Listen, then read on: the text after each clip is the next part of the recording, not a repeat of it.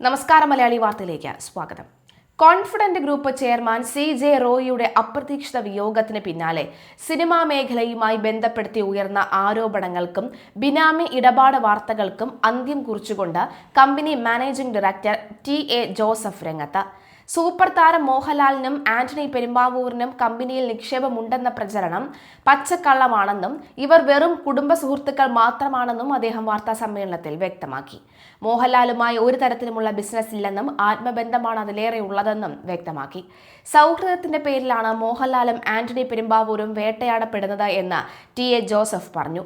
Mohanlal ചിത്രമായിട്ടുള്ള Casanova മുതൽ CJ റോയിക്ക് ലാലുമായും Aashirvad സിനിമാസുമായും ബന്ധമുണ്ടാകുന്നത് അങ്ങനെയാണ്.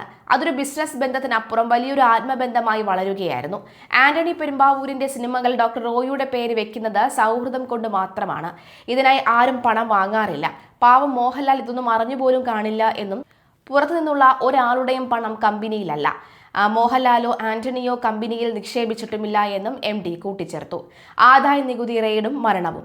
ബാംഗ്ലൂരിലെ അശോക് നഗറിലുള്ള കമ്പനി ആസ്ഥാനത്ത് ആദായ നികുതി വകുപ്പ് പരിശോധന നടത്തുന്നതിനിടയിലാണ് CJ റോയി സ്വയം വെടിയുതിർത്ത് ജീവനൊടുക്കിയത്.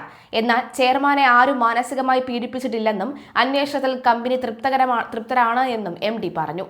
ചെയർമാന്റെ സഹോദരൻ മാധ്യമങ്ങളോട് പറഞ്ഞ കാര്യങ്ങൾ വസ്തുതയല്ലെന്നും അദ്ദേഹത്തിന് കമ്പനി കാര്യങ്ങളെക്കുറിച്ച് ധാരണയില്ല എന്നും TA ജോസഫ് വെളിപ്പെടുത്തി. യൂട്യൂബ് ചാനലുകൾക്ക് മുന്നറിയിപ്പ് നൽകിയിട്ടുണ്ട്. മരിച്ച ഒരാളെ കഴുകന്മാരെ പോലെ വേട്ടയാടുന്ന ചില യൂട്യൂബ് ചാനലുകൾക്കെതിരെ അദ്ദേഹം രൂക്ഷ വിമർശനം നടത്തി.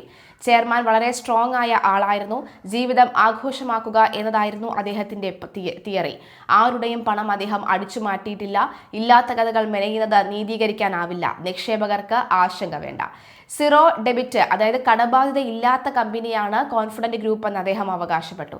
ചെയർമാന്റെ മരണം കമ്പനിയുടെ കേരളത്തിലെയോ ബാംഗ്ലൂരിലെയോ പ്രവർത്തനങ്ങളെ ബാധിക്കില്ല. സിനിമാ മേഖലയിൽ നിന്ന് കമ്പനിക്ക് കാശ് കിട്ടാനല്ലാതെ അങ്ങോട്ട് കൊടുക്കാനില്ല. എല്ലാ പ്രൊജക്ടുകളും സുതാര്യമായി മുന്നോട്ട് പോകുമെന്നും നിക്ഷേപകർക്ക് ആശങ്ക വേണ്ടെന്നും അദ്ദേഹം ഉറപ്പിച്ചു.